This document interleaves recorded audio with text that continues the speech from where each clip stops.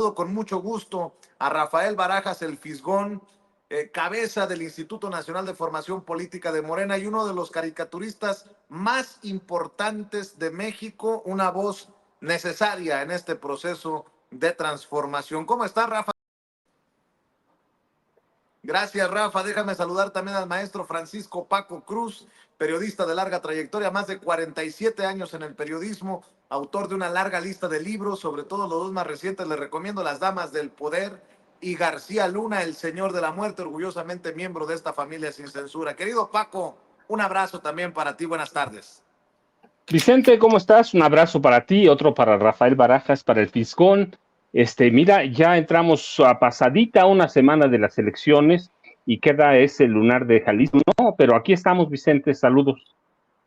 Gracias, mi querido Paco. Déjame saludar al hermanito Jaime Hernández, corresponsal de guerra, corresponsal mexicano en el extranjero, décadas en el periodismo y también orgullosamente miembro de esta familia sin censura. Querido Jaime, un abrazo también para ti. Abrazo, queridos amigos, buenos días a todos, buenas tardes ya, al querido Fis, al querido Paco y a ti, mi querido Vicente, que ya te vi cómo estuviste movido allá en ese estado. Pobre Jalisco, tan lejos de la democracia y tan cerca de la autocracia del señor Enrique Alfaro. Listo para lo que tú digas. A ver, ¿cómo llegamos a este lunes? Un lunes importante. Hoy dará su primera conferencia de prensa en Palacio Nacional la doctora Claudia Sheinbaum, presidenta electa de México, luego de su reunión con el presidente Andrés Manuel López Obrador, precisamente para iniciar el proceso de la transición. Pero bueno, con estos arrocitos negros como el de Jalisco, mi querido Fis, escucho tus comentarios para arrancar la mesa. Claro que sí, mira, yo sí estoy convencido de que pues las elecciones en Jalisco fueron bien irregulares. Me parece, por un lado, increíble que que la cultura del fraude va efectivamente rescindiendo y queda claramente atrincherada en algunas localidades. En el grueso del país, hasta donde yo sé, no ha habido grandes quejas, no ha habido grandes problemas, y es increíble porque normalmente el fraude lo hacía el gobierno en el poder, y aquí lo que estamos viendo es que ha habido efectivamente fraude, pero se ha hecho en contra del gobierno en el poder. El caso de Jalisco a mí me parece que es bastante escandaloso. Nos remite con mucha claridad a lo que ocurrió en 1988. Si tú revisas, primero estamos ante votaciones claramente atípicas. Movimiento Ciudadano no obtiene diputaciones federales, no obtiene senadurías, solo logra 4 de 20 distritos para diputaciones locales, no obtiene la mayoría en el Congreso local, se va al tercer lugar ante Morena y el Partido Verde en legisladores, en alcaldías creo que logra solo 36 de más de 120, y sin embargo gana la gobernatura. O sea, se pierde todo menos la gobernatura. Y y empezamos a revisar cómo fue la elección, cómo fue el recuento de votos por la actuación del Instituto Electoral Estatal de Jalisco, y vamos a ver que pues, el conteo para gobernador inicia, para empezar, con un retraso de 2 horas. Y en vez de considerar las 500 casillas que tenía que considera solo 347. Y es curioso porque sus resultados no concuerdan con las demás cifras oficiales. Hubo recesos ilegales de 8 horas que pueden haber servido, por supuesto, para reorientar las cifras, y mientras el grueso de las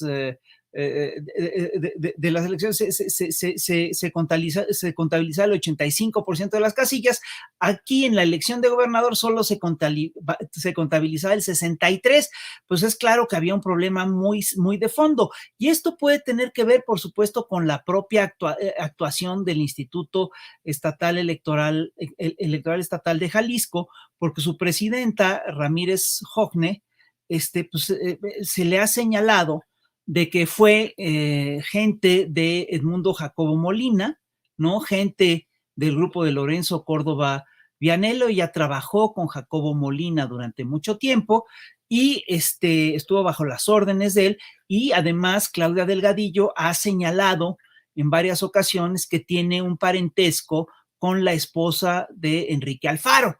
Entonces, bueno, todas estas cosas obviamente nos obligan a pensar que hubo irregularidades. Además, nos encontramos con que los paquetes fueron trasladados no en paquetes, sino en bolsas negras, en bolsas de basura, ¿no?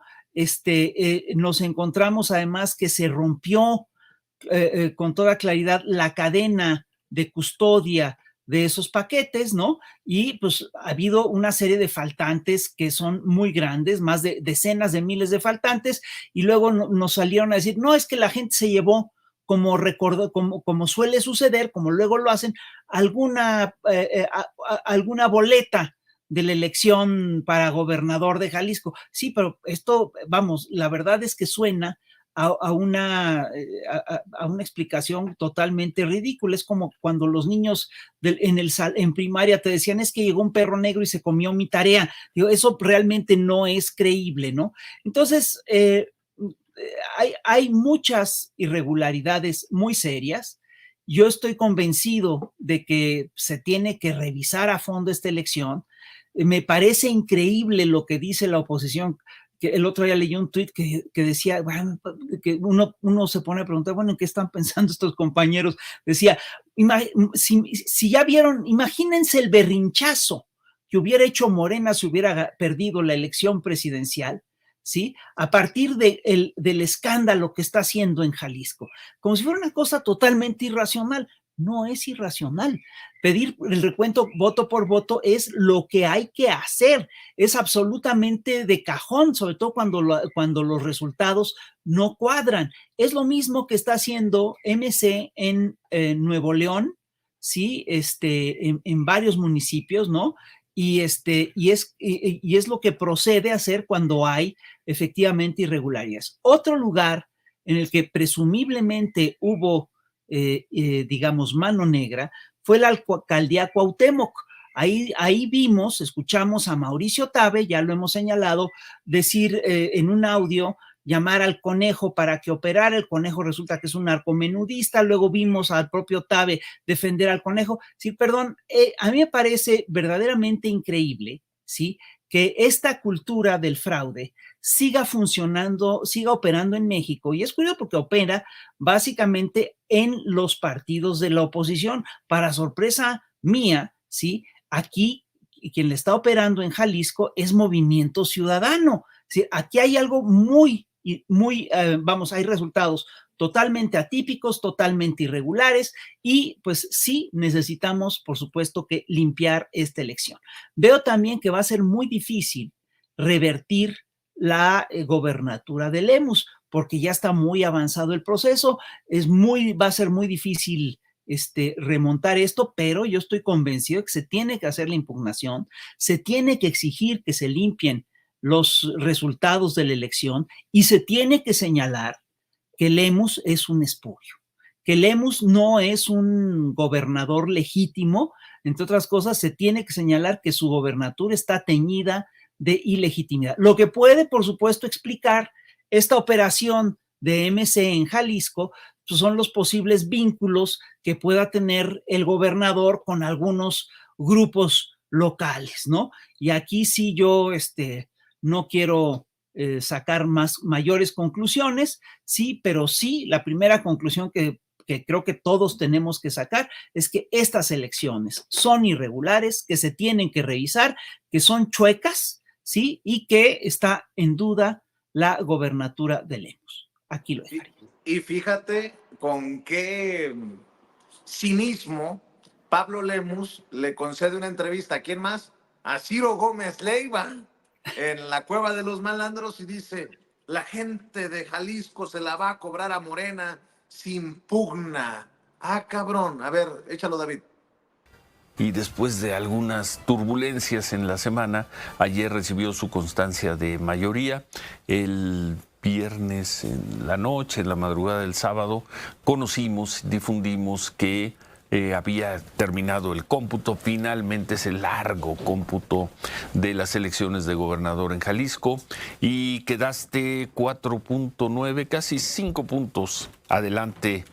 Pablo Lemus, buen día. Ciro, me da ¿Cómo mucho estás, gusto Pablo? Buenos saludarte. días. Y bueno, pues efectivamente anoche recibí mi constancia de mayoría, lo que me hace ya gobernador electo del estado de Jalisco, y bueno, con el respaldo de 1.628.000 votos, 1.628.000 votos en Jalisco. Estos son 300.000 votos más que los que había recibido cualquier gobernador históricamente en el estado, es decir, con un amplio respaldo electoral, 5 puntos de diferencia, lo que representa alrededor de 200.000 votos de ventaja.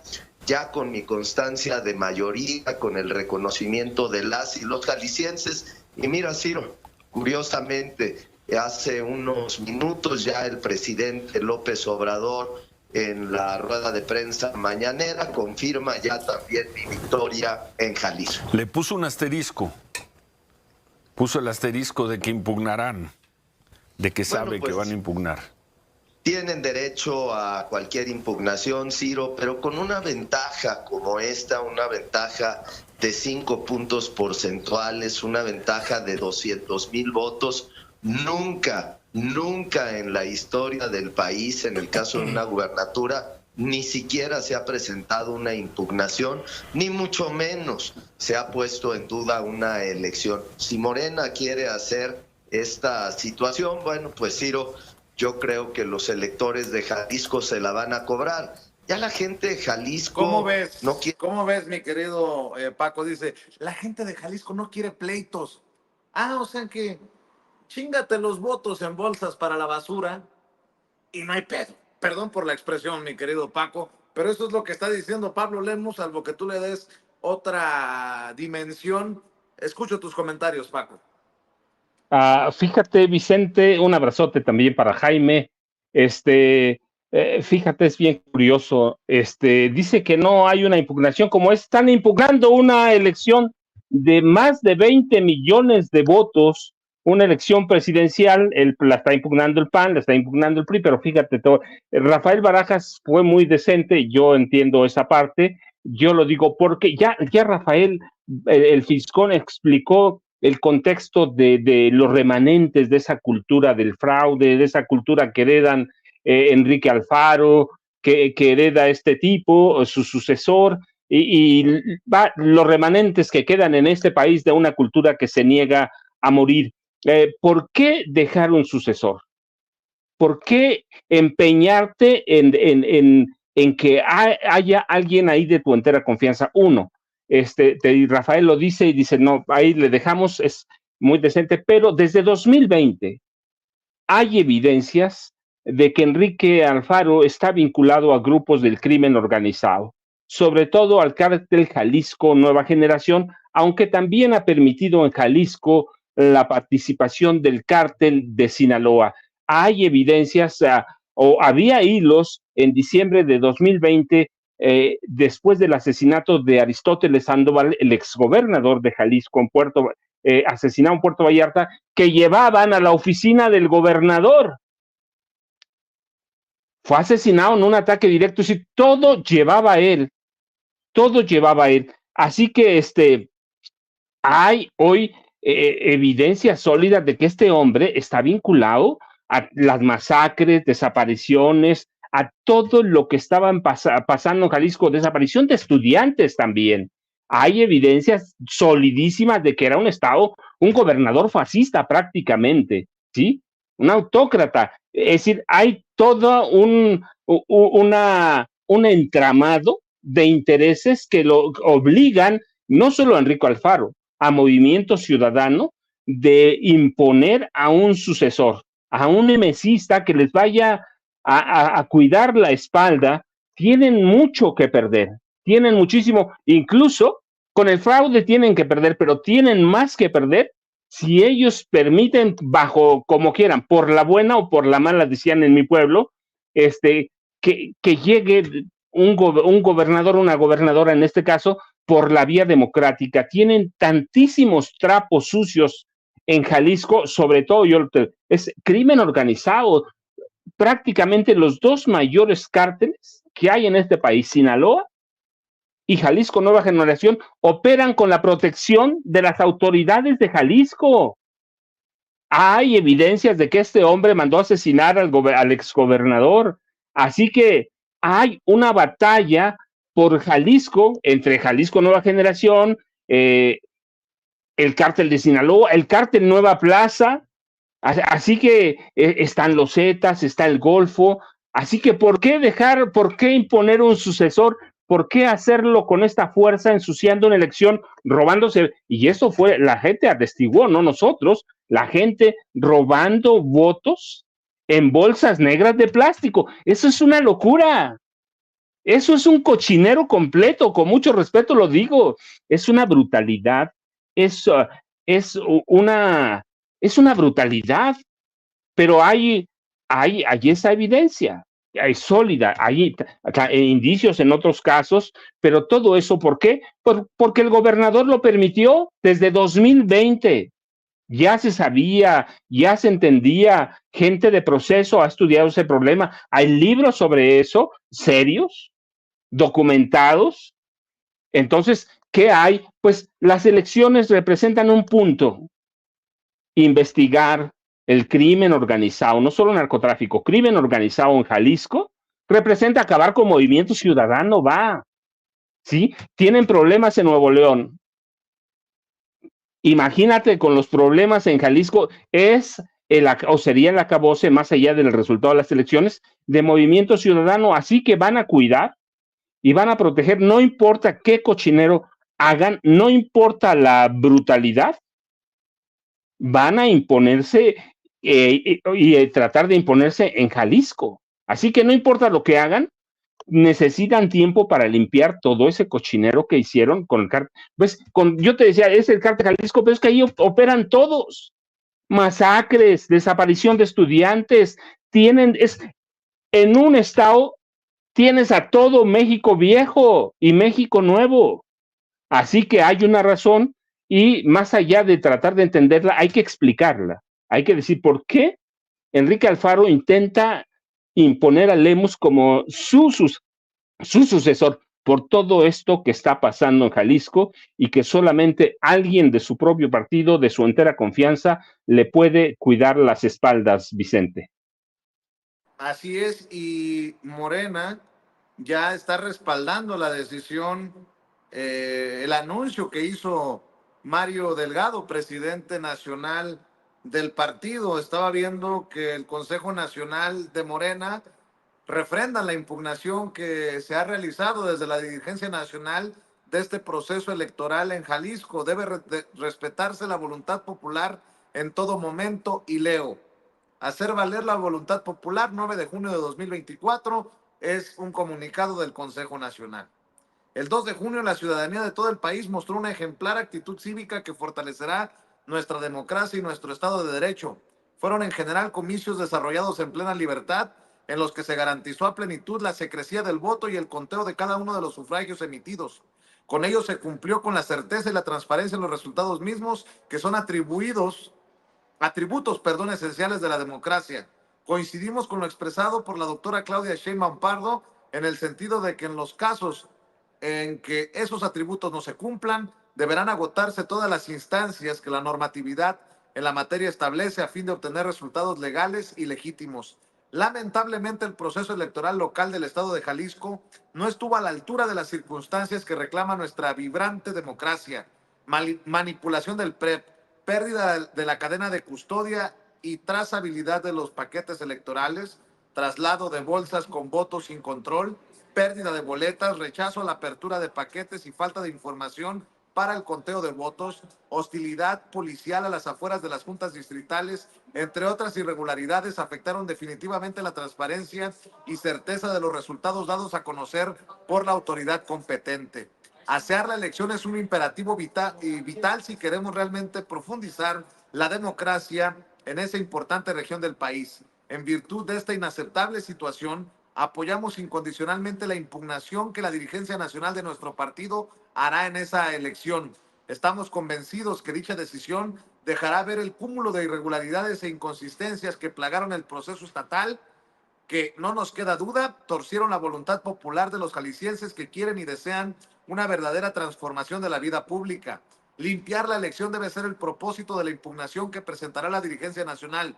Lo hará agotando todos los canales que la ley contempla. Con ello demostrará que nuestro movimiento es ajeno a cualquier tipo de violencia a la que irresponsablemente intentan asociarnos los adversarios de la 4T. El fortalecimiento de la democracia es tarea y compromiso de todas y todos en este tiempo en que la vida pública de nuestro país es cada vez más pública. Fraternalmente, Alfonso Durazo, presidente del Consejo Nacional de Morena y presidentes de consejos estatales de Morena. Mi querido Jaime, también escucho tus comentarios. Pues yo creo que Morena está obligado. Yo creo que esta impugnación no solamente es un imperativo legal, sino que es un imperativo ético, político, moral, por donde lo veas. No pueden renunciar a esta impugnación. Pero de otro lado, esto te demuestra hasta qué punto en México realmente el avance, la construcción de una democracia plena avanza a distintas velocidades en la República Mexicana. Lo hemos visto, y esto lo hemos visto en el transcurso del tiempo, ¿no? México es un país que avanza a distintas velocidades. La capital del país se ha distinguido por siempre estar en la vanguardia, aunque hemos tenido tropiezos, por disputas entre políticos codiciosos, ¿no? Pero Jalisco y Guanajuato se han distinguido precisamente por ser dos estados muy conservadores, muy vinculados a poderes realmente muy impresionantes, por ejemplo, la iglesia, ¿no? Yo recuerdo cuando alguien decía que un sacerdote equivale a más de 100 soldados, y es cierto, es cierto. La religión es este componente de la irracionalidad que a veces empuja a masas en una dirección que uno se sorprende, pero ¿cómo es posible que hayan votado nuevamente por mantener a Movimiento Ciudadano en Jalisco, cuando es uno de los estados con mayor índice de feminicidios, violencia?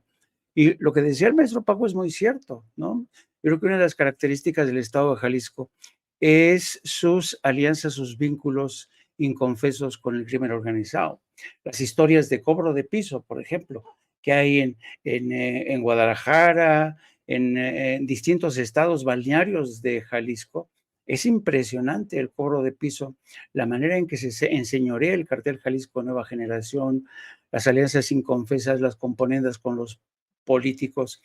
Pero por otro lado, yo creo que aquí vamos a tener dos escenarios interesantes. Primero, yo, la verdad, yo que Pablo Lemos no estaría tan sonriente al abrazarme con el señor Enrique Alfaro, con el gobernador, porque de entrada, y si esto no se compone, si esto no se arregla, Pablo Lemos va a enfrentarse a una época de ingobernabilidad cabrona, porque no tiene credibilidad, hay un déficit tremendo de legitimidad y puede ocurrir lo que desafortunadamente pasó con Felipe Calderón, que se va a ver en la necesidad de dar golpes de mano para demostrar que es un buen gobernante.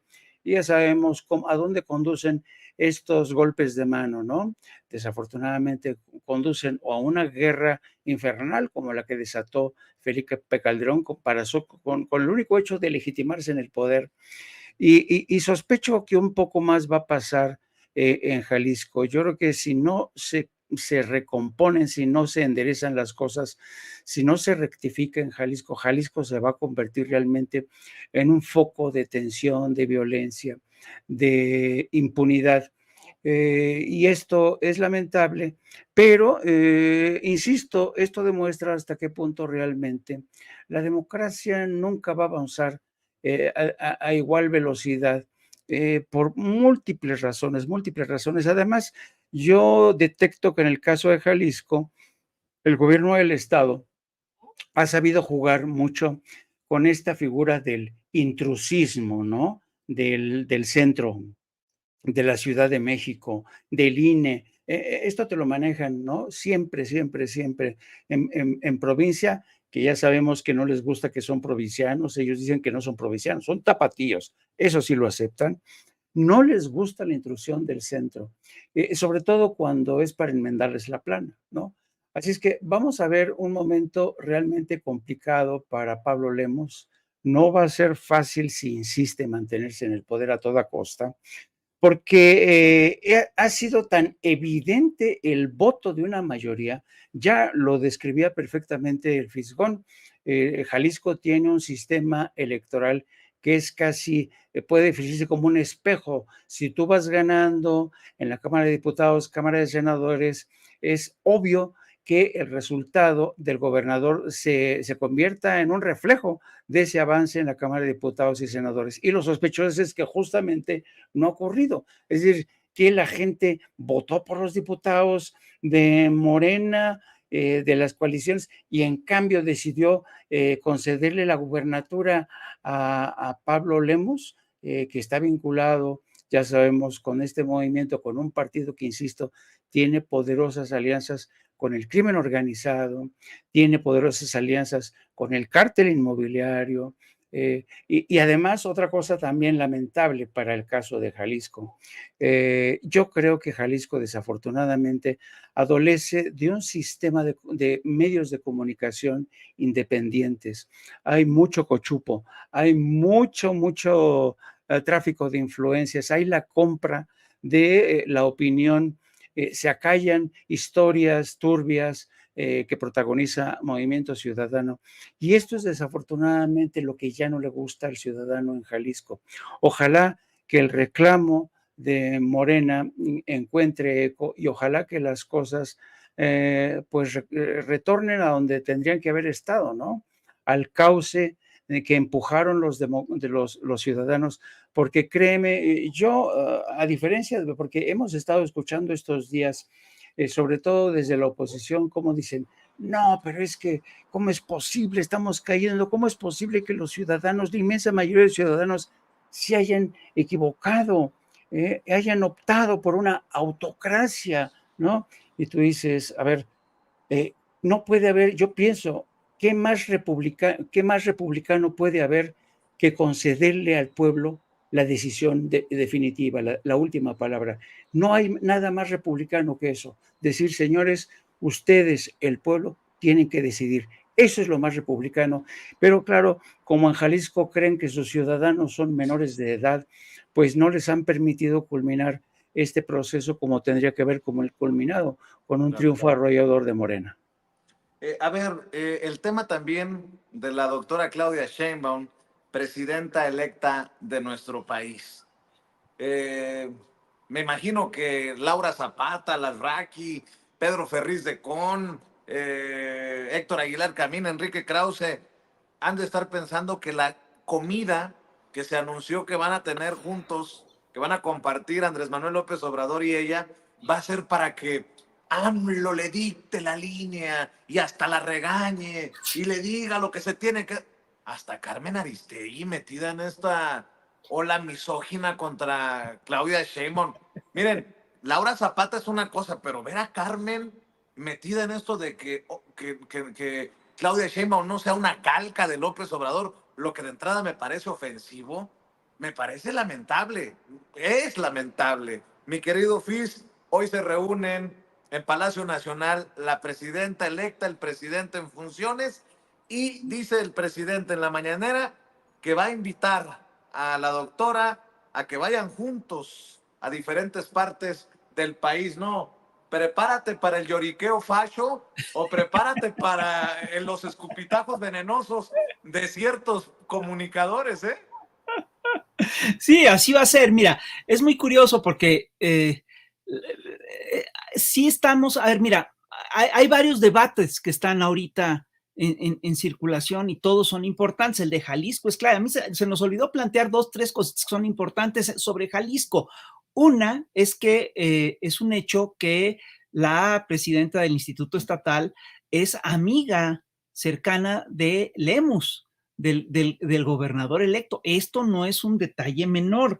Se nos olvidó decir que hubo represión, que hubo acusaciones de que las gentes que estaban afuera de las oficinas del Tribunal Electoral Estatal estaban armadas, cosa que era totalmente falso. Lo que sí ocurrió es que los detuvieron algunos de manera arbitraria. Se nos olvidó, entre otras cosas, hablar de que hubo boletas que no estaban dobladas, etcétera. También hay otro tema que está en la palestra, y es el tema de la supuesta sobrerepresentatividad que tendría la coalición de Morena en el Congreso. Es decir, si tú revisas, esto es totalmente falso, no hay sobrerepresentatividad, son las mismas reglas que se aplicaron en las últimas elecciones, y siguen también en la lógica de que, primero, no puede haber una mujer que tenga criterio propio. Por lo tanto, Claudia va a estar sometida a Andrés Manuel López Obrador. Pues no entienden qué es lo que está viviendo el país. Hay un movimiento feminista muy importante, y yo estoy convencido de que Claudia es una dirigente de altísimo nivel, de altísimo perfil, que tiene además todo el respeto y el cariño de Andrés Manuel López Obrador. El otro día López Obrador le mandó un mensaje precioso en el que dice: tú eres lo mejor que le ha pasado a México. Obviamente, y otra cosa, es decir, siguen en la lógica, siguen insistiendo en que lo que se va a vivir en México es un maximato. ¿Qué pruebas tienen? Absolutamente ninguna. Solamente están hablando a partir de sus prejuicios y están hablando a partir de sus temores, y están buscando sostener a toda costa un discurso que fracasó en este proceso electoral. El discurso de que Claudia es una calca, de que Claudia es un títere, de que Claudia es la copia de Andrés Manuel López Obrador. Es decir, es un discurso verdaderamente feo. Sí, es un discurso sin sustento, es un discurso totalmente gratuito, y es un discurso, por supuesto, que está lleno de prejuicios, lleno de odio. Lo que temen es que Claudia Sheinbaum siga las políticas de López Obrador, y esto, no se puede explicar bajo ningún concepto por la idea de que López Obrador la va a manipular. Lo que estamos viendo es que, y es algo que Claudia ha dicho una y otra vez, estamos ante un movimiento de gran aliento. Por supuesto que Claudia viene del Movimiento de Regeneración Nacional, ha sido un activo de este movimiento desde hace muchísimos años. Yo la conocí cuando ella era dirigente del Consejo Estudiantil Universitario, la conocí defendiendo el derecho de todo el mundo a la educación superior, y la he visto evolucionar y la he visto trabajar todo el tiempo como un activo muy importante del Movimiento de Regeneración Nacional. Es gente de base, y además, fíjate bien, y esto es fundamental, hay que recalcar que ella viene también del movimiento feminista. Son dos, y esto no me he cansado de repetirlo, son dos los movimientos que están cambiando al país en estos tiempos, que son el movimiento de la Cuarta Transformación y el movimiento feminista. Y Claudia Sheinbaum es un activo de los dos movimientos. Entonces, la idea de que Claudia Sheinbaum va a ser manipulada por el viejo gobernante es básicamente un disfraz de este discurso que simplemente estuvo manejando durante 6 años, que Andrés era un dictador que se pretendía eternizar, y ahora lo va a hacer a través, bueno, sí, él se va a Chiapas, pero él se va a eternizar a través de Claudia Sheinbaum, y eso, es olvidar de manera cínica que Claudia forma parte de este movimiento, que este es un movimiento muy importante, que tiene además lógicas, que tiene principios, que tiene programas, y es además olvidar que Claudia fue jefa de gobierno de la Ciudad de México y que hizo una espléndida gestión. Entonces, bueno, ahora sí que si quieren seguir con esta retahíla, pues no les va a ir muy bien en este proceso. Y hay una cosa que yo quiero agregar al debate, y es el hecho de que estos señores hablan de sobrerepresentación de Morena en las cámaras, sobrerepresentación que no existe. Hay un mandato, que es el mandato mayoritario, y estos señores en realidad de lo que se están quejando es de que cómo se atreve Morena a pretender llevar al Congreso el mandato que le dio el pueblo en las urnas. ¿Cómo se atreven, diría Denise Dresser, a votar por quien quieran si nosotros les dimos el derecho a la democracia, ¿no? Es decir, les damos el derecho a la democracia y resulta que agarran y votan por quien ellos deciden. ¡Qué barbaridad! ¿En qué están pensando todos estos ciudadanos? Pero fíjate, ¿por qué insisten y por qué pueden insistir en este discurso? Por una razón muy sencilla. Porque ellos, los señores neoliberales, sí están sobrerepresentados en los grandes medios de difusión. Lo que sí estamos viendo es una sobrerepresentación de las opiniones neoliberales, ¿sí?, en los grandes medios de comunicación, en la radio y en la tele.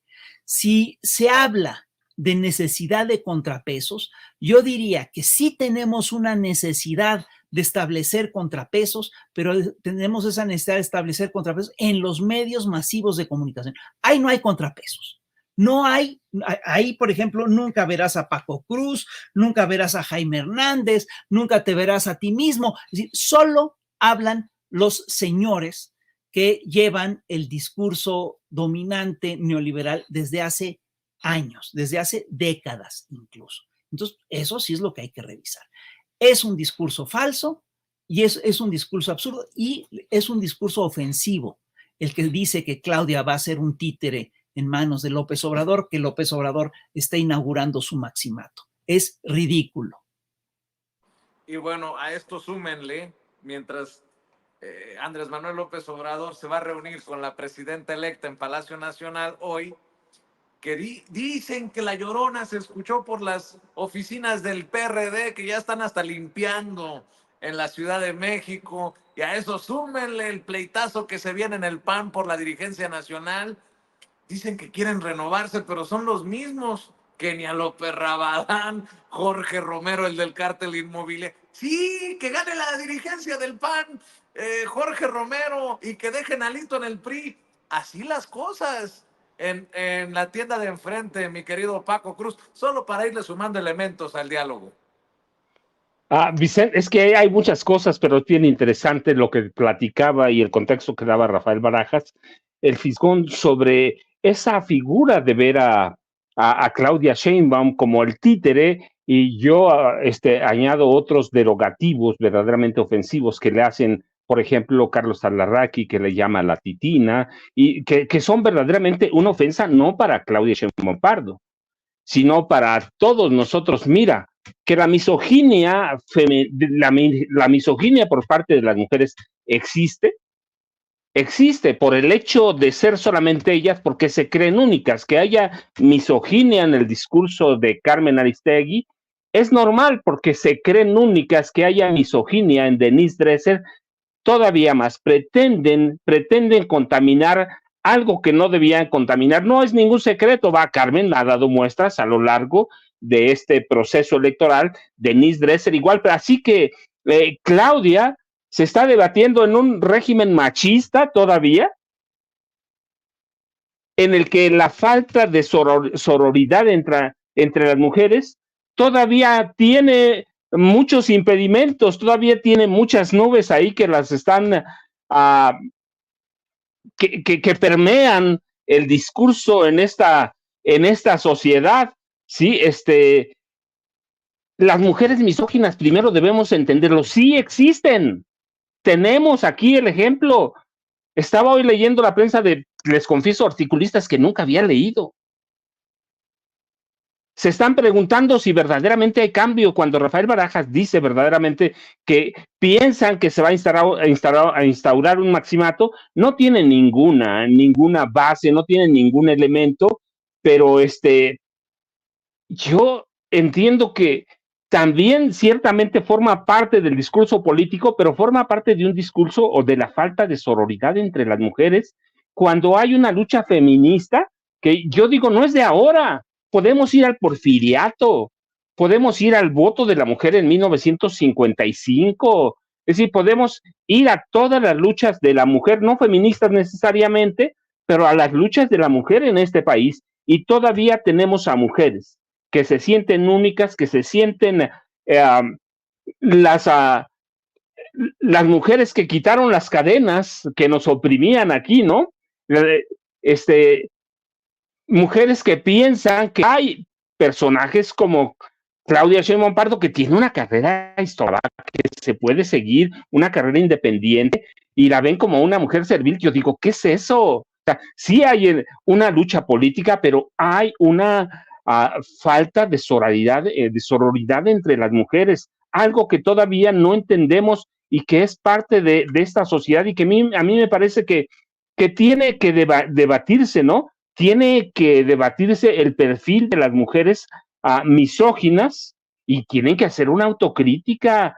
Yo digo, si vemos el machismo en los periodistas hombres, pues son parte de un machismo anacrónico que sigue vigente, que se sienten los dueños de este país, de la crítica, incluso de la autocrítica, solo hacen autocrítica cuando les conviene, pero que venga de la mujer y que las mujeres estén estereotipando a otra mujer. Lo vimos en toda la campaña con Xochitl Gálvez Ruiz. O sea, Claudia sí puede ser un juguete de López Obrador, pero de Xochitl Gálvez Ruiz, que había evidencias, porque además la dio Carlos Loret de Mola esta semana, de que la regañaban, de que obedecía órdenes, de que hacía lo que pedían. Nunca dijeron nada. Entonces sí hay un canon estereotipando a algunas mujeres. Es la lucha de las mujeres por estar arriba, por interponerse. Es la primera, pero yo estuve antes. Entonces eso me parece que es gravísimo. Es gravísimo y debemos, para mí, debemos de ver entenderlo y debemos perfilar a este tipo de mujeres que tampoco aportan nada. ¿Qué aportan con la misoginia? ¿Qué aporta Carmen Aristegui? ¿Qué aporta Denise Dresden? ¿Qué aporta Xochitl Gálvez? Y otras. Yo estuve leyendo hoy en la mañana columnas y digo, ¡qué loco! Eso podría esperarlo de Loret de Mola, de la Raki. Entonces, pues son las mujeres. Así que hay un perfil de mujeres misóginas que van a tratar de poner piedras ahí en el camino sin ninguna base, lo decía Rafael Barajas. Así que el discurso a mí, mira, a esto me parece en el debate que va a ser bien interesante, por lo menos de aquí al día de la toma de posesión, que se va a profundizar, van a tratar de estereotipar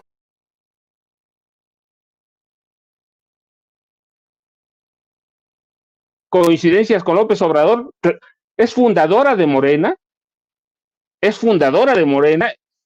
trabajó en el gobierno del Distrito Federal, trabajó con Andrés Manuel López Obrador, así que me parece que ese debate hay que conservarlo, hay que retratar el papel o los roles de género que le llaman y ver, pero verlo entre las mujeres no me preocupa, me preocupa, pero entendemos el de machos porque son retrógrados o personas retrógradas que se van a mantener en el discurso, pero el de las mujeres es impresionante, como si estuviera Carmen ahí atrás recibiendo las órdenes de los dueños para los que trabaja. Entonces, ese debate creo que hay que abrirlo porque se va a profundizar, se va a estar ahí y no van a entender, aunque, como lo decía el Fisgón, ya es un discurso que les fracasó, que no entendieron, y yo digo, pues, no entienden. ¿Qué quieren que sea Claudia? ¿Una mujer dulce, obediente? ¿O así la están viendo? Así que hay todo ese perfil de desprecio de la mujer hacia la mujer por el hecho de estar en una lucha o no piense como ellas piensan. Así que me parece que va a ser interesante, sobre todo cuando esta mujer, Claudia Sheinbaum Pardo, ha dado muestras de lo que es de la independencia y es una mujer como millones en este país, pero la lucha por o contra la misoginia femenina va a ser muy, muy fuerte en estos próximos 3 meses y cachito, y creo que también un poquito después, porque van a tomar ese discurso de que va a recibir una llamada, va a tener un teléfono rojo conectado a Chiapas, cuando le habló el presidente López Obrador. No, hombre, Claudia piensa por sí, pero como discurso, como parte del debate, me parece que va a ser bien interesante, porque además eso va a mostrar todo lo que es la sociedad mexicana y lo que es el conservadurismo en pleno. Por otro lado, mira, el caso del PRI, el caso del PAN, yo tengo un ejemplo muy clarito. El PRI perdió en el Estado de México 40 de 45 diputados locales. Perdió, de las 40 diputaciones federales, perdió más de 35 el PRI. Es decir, no ganó nada, perdió 88 alcaldías de 125, perdió los municipios más representativos, con más población, los que generan mayor riqueza del PIB, y la lideresa está como si nada, como si hubiera ganado las elecciones pasadas. Pero así están en otros estados, están en Hidalgo, están a donde sea, perdieron todo y se sostienen y van a sostener el discurso. Y la semana pasada se decía, Alito Moreno, el dirigente nacional, ya prepara el camino para su reelección. Porque debemos entender que pasa lo mismo en el PRI y en el PAN, pasa lo mismo que en Jalisco, son mafias. Mafias de políticos viejos, mafias de políticos antiguos, mafias de políticos que quieren conservar no solo los pocos recursos, que no son pocos, porque reciben muchísimo los partidos políticos, quieren conservar cierto poder como una especie de protección. De protección. Y lo mismo va a pasar en el PAN. ¿Por qué Jorge Romero ha abierto claramente sus intereses por buscar la dirección o la presidencia del PAN? Para proteger al cártel inmobiliario. ¿Sí? Hay un interés genuinamente mafioso por conservar el liderazgo de los partidos. Así que no debe extrañarnos que van a caer en lo mismo, que no van a entender lo que pasó. No van a entender lo que pasó el domingo pasado, no pero el anterior, no han entendido lo que pasó en 2018. No lo han entendido, ¿por qué van a entender lo que pasó el domingo 2 de junio? Sí, no tienen idea de lo que es este país. Pero digo, por otro lado, digo, mira, está bien, ¿por qué? Porque Alito Moreno significa la tumba verdaderamente del PRI, Marco Cortés, Jorge Romero y todo ese grupo eventualmente significan la tumba del Partido Acción Nacional. Ya veremos qué tipo después de oposición tenemos, pero o se va a formar, pero de momento pues hay que entenderlo, yo decía como lo de Jalisco, en el entramado de luchas mafiosas que tienen que proteger ciertos intereses de mafia, delincuenciales, porque ¿qué otra cosa pueden proteger? Los recursos sí son muchos, pero ya no gobierna nada. ¿Cómo puedo yo entender que mi estado, mira, el PRI perdió todo y la dirigencia estatal, pues está como festejando y están llamando a la reelección de Alejandro Moreno? ¿Cómo puedes entenderlo? Pues yo no sé si es una burla, no sé si no entienden, o es lo que yo digo, es protección de grupal y protección de mafia grupal. Eso pasa en el PAN, eso pasa en Jalisco, y están otros intereses claramente que hay que discernir poco a poco. Ya lo dijeron Rafael Barajas, Jaime, también, pero yo así entiendo esas luchas, la de la misoginia de la mujer y estas luchas por las mafias, Vicente. Así es, querido Paco, y estoy viendo que, digo, qué valentía y qué pantalones de la doctora Claudia Sheinbaum para aguantar tantos escupitajos, ¿no? O sea, estoy viendo lo que escribe en el periódico Reforma Sergio Sarmiento y es alucinante, ¿no? Alucinante lo que escribe Sergio Sarmiento. Por ejemplo, escribe, ¿quién es Claudia? Se pregunta en el periódico Reforma Sergio Sarmiento. Y estoy viendo que dice que va a ser muy difícil deslindarse de Andrés Manuel López Obrador. ¿Y eso qué tendría de malo? Si es el líder para empezar, ¿no, mi querido Jaime? Si es el líder más importante de los últimos 100 años, el líder social más importante, está terminando su presidencia con el 80% de aprobación, sería una locura que Claudia Sheinbaum no siguiera con el no mentir, no robar y no traicionar al pueblo, el primero los pobres, sería una locura. Pues si eso es lo que ha consolidado el movimiento de regeneración nacional, el movimiento por la 4T y la transformación. Por cierto, el presidente sigue él con sus temas, ¿no? A pesar del nerviosismo que ha llevado al peso a 18,50 y caídas en la bolsa de valores por el nerviosismo de estos que dicen la aplanadora de Morena. El presidente sigue hablando de sus reformas. Hoy habló de la reforma electoral que debe de incluir el pleno reconocimiento y los esfuerzos para que más mexicanos voten desde el extranjero. Más elementos para continuar con el diálogo, mi querido Jaime. Sí, fíjate que yo encuentro en esta campaña que arrancó desde hace ya tiempo contra Claudia Sheinbaum, y lo que dice hoy Sarmiento en su columna es, se admira, dice, de lo poco que conocemos a Claudia Sheinbaum. Bueno, tú, Sergio, porque hay, mira, y esto te demuestra hasta qué punto la historia siempre es caprichosa. La historia, a diferencia de lo que cree mucha gente, la historia no avanza en línea recta, ¿no? La historia avanza en zigzags, a veces retrocede, a veces avanza, ¿no?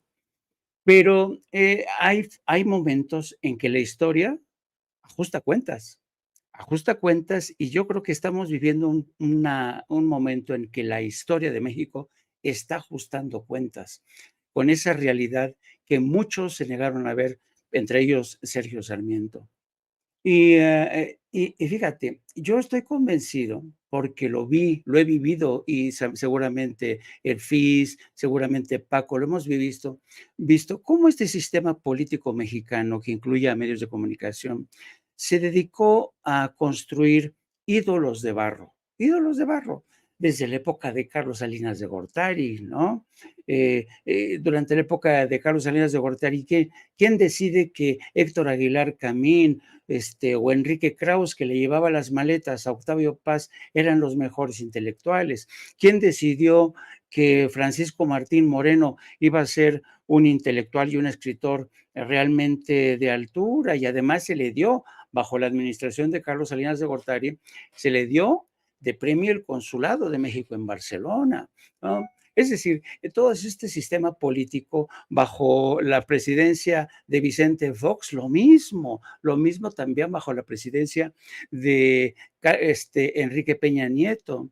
Y Carmen Aristegui no es la excepción, no es la excepción. Yo recuerdo cuando yo estaba como corresponsal en Estados Unidos, no pocas veces me enteré de los esfuerzos de cabildeo que había para conseguirle premios, como dicen los colombianos, para lagartearle premios a Carmen Aristegui.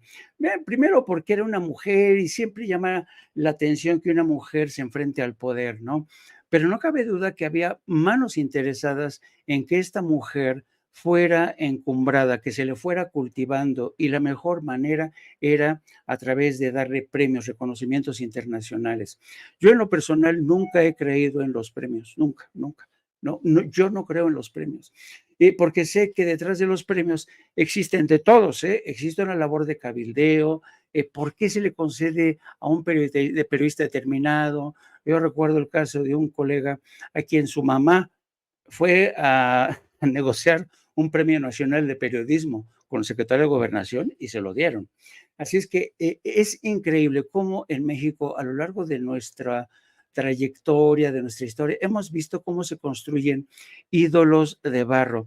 Y yo creo que al mismo tiempo que siempre hay otra realidad que avanza de forma paralela, con personajes que de forma tenaz, callada, a veces anónima, dan esta batalla, como es el caso cuando Andrés Manuel andaba perdido, como decía Felipe Calderón, dice, pues ya anda perdido, ya, después de que lo derrotó. Andrés Manuel se dio la tarea de patearse todo el país para reconstruir ese movimiento, ¿no? Y Claudia Sheinbaum hizo más de lo mismo. El hecho de que Sergio Sarmiento diga que se admire de lo poco que la conocemos, pues habla por sí, pero no por la inmensa mayoría de mexicanos. FIS acaba de decir hace rato que conoce a Claudia Sheinbaum desde que militaba en las filas de la lucha de los universitarios. Es decir, quien no conociera a Sheinbaum desde aquella época es porque no quería voltear hacia esa realidad. Y yo creo que, por eso yo creo que estamos viviendo un momento fascinante donde la historia está haciendo este ajuste de cuentas y el escenario, la cita en Palacio Nacional de hoy, de Andrés Manuel López Obrador, un hombre que se le llamaba el peligro para México y que hoy es punto de referencia en todo el mundo. Tú sabes que apenas ayer estaba yo viendo un estudio de cómo en Estados Unidos la corrupción se ha convertido en uno de los principales problemas de la ciudadanía.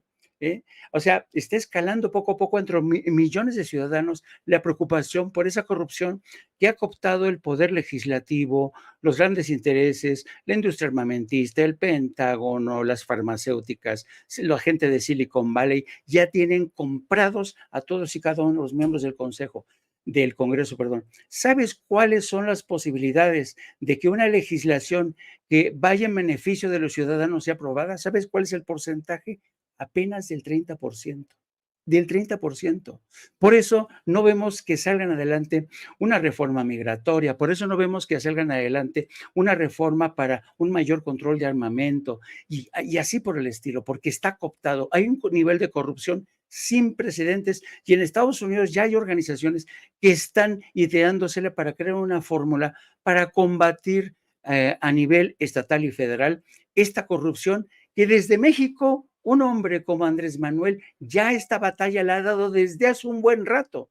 Yo por eso digo que lo que pasa es que yo creo que hay muchísima información que le falta a los ciudadanos, hay muchísimas cosas en las que este gobierno de Andrés Manuel López Obrador, les pese lo que les pese, ha sido innovador, ha sido imaginativo, ha sido progresista. Nadie esperaba que Andrés Manuel consiguiera, a mí en lo personal que voté por él, yo cuando voté por él dije, a lo mejor me va a defraudar. Pues no ha pasado eso. Ahora mismo estoy sorprendido realmente de hasta dónde ha llegado y lo que es más, de qué manera se ha convertido en referencia de otros países.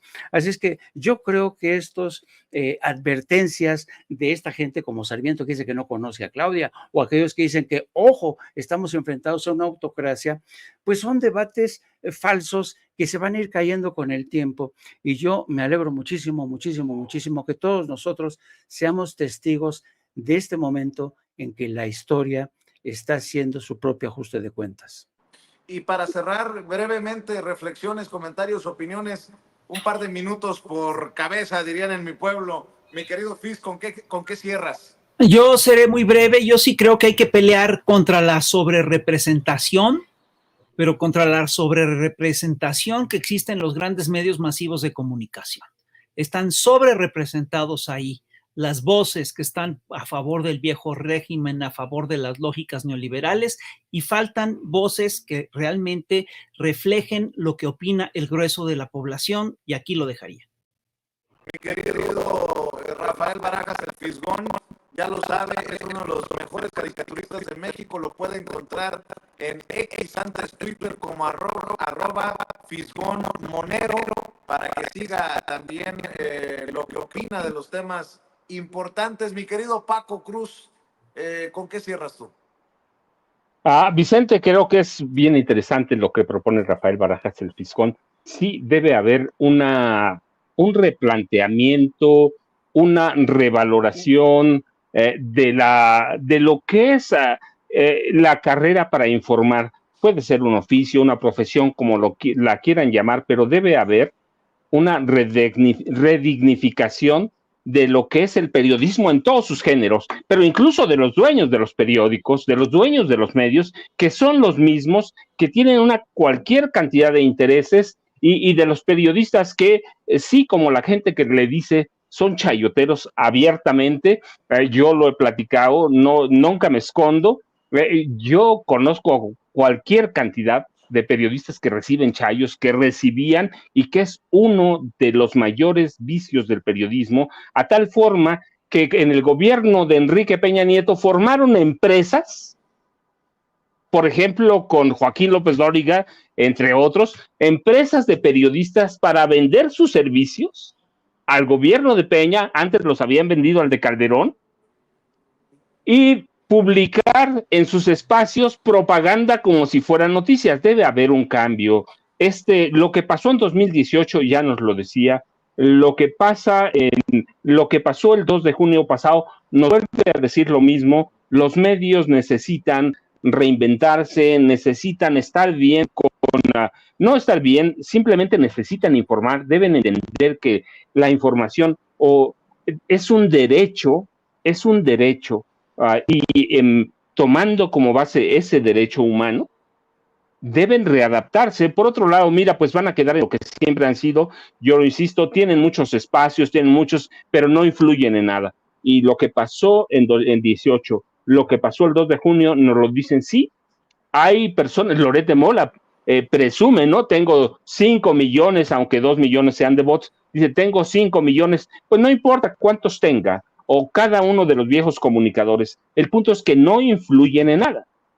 ¿De qué sirve si no influyen en nada? Claro, hay empresarios interesados en pagarles y siempre va a haber. ¿Por qué? Porque son intereses políticos y el periodismo en este país hace mucho se convirtió en un oficio, en una profesión que nada más se hizo como intermediarios de las élites o de los poderes fácticos, Vicente. Ya lo sabe el querido Paco Cruz, autor de sus dos más recientes libros. Le voy a recomendar los dos más recientes libros, Las Damas del Poder y García Luna, El Señor de la Muerte. ¿Y tus redes sociales, Paco? Vicente, yo ya sabes, como siempre, un abrazote para Rafael Barajas, el Fisgón, abrazote para Jaime, para ti, @ Paco Cruz Jiménez en X, antes Twitter, Francisco Cruz Jiménez en Facebook. Y mi querido Jaime, ¿usted con qué cierra, hermanito? Pues yo dos temas. Primero, yo me sumo a la reflexión del FIS y de Paco en el tema de los medios de comunicación porque es muy importante.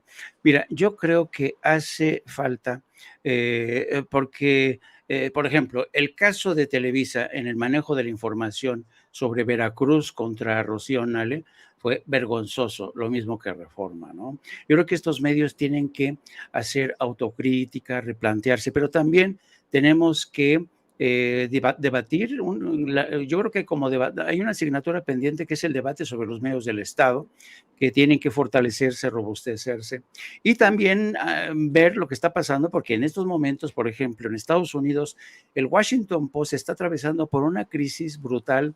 Le acaban de cortar la cabeza a la hoy ya exdirectora editorial de ese periódico, porque resulta ser que ha perdido la mitad de sus lectores y la mitad de sus suscripciones digitales, y también ha pasado que han perdido en una autocrítica, en una reunión bastante tumultuosa y tormentosa, reconocieron que la gente ya no está leyendo las páginas del Washington Post, sobre todo los reportes internacionales. Hay que recordar que el Washington Post dio cabida a personajes como Carlos Loret de Mola, León Krauss, que hace ya tiempo, justamente cuando llega esta directora al que han corrido, decidió cortar el proyecto de opinión en español escrita que tenía a Krauss y a Loret de Mola, porque literalmente dijeron no sabían si estaban publicando porquerías. Entonces, Washington Post ahora mismo está revisando sus políticas editoriales porque está perdiendo muchísimo dinero, y sospecho que muchos medios aquí en México van a pasar por lo mismo. Y en un segundo apunte, esta mañana el presidente hizo alusión al papel que ha jugado Claudio X González, que se tiene que conocer de dónde salió ese dinero. Bueno, ya sabemos de dónde, pero hacia dónde fue a parar y cuánto fue a parar. Yo insisto, organizaciones como la de Mexicanos contra la Corrupción tienen que ser registradas como agentes extranjeros, como cabilderos extranjeros, porque de otra manera no vale que Claudio X González se comporte como un activista o como un poder fáctico oficioso que opera en contra del Estado mexicano con recursos de Estados Unidos. Y eso sería todo. Mis redes sociales, @Jaime Journo, los espero ya en una hora en No Apto para Cínicos, donde ampliaremos información sobre el tema del día después de la entrega de constancias de mayoría a varios candidatos. Te mando un abrazo, mi querido Jaime, un abrazo también para Paco, para el FIS, y estamos al pendiente. Hay que seguirle dando duro porque esto no se acaba, al contrario, apenas inicia. Mi querido FIS, mi querido Paco, mi querido Jaime, gran mesa con los maestros de maestros aquí en este espacio libre como el viento. Y voy con las cámaras y los micrófonos desde aquí con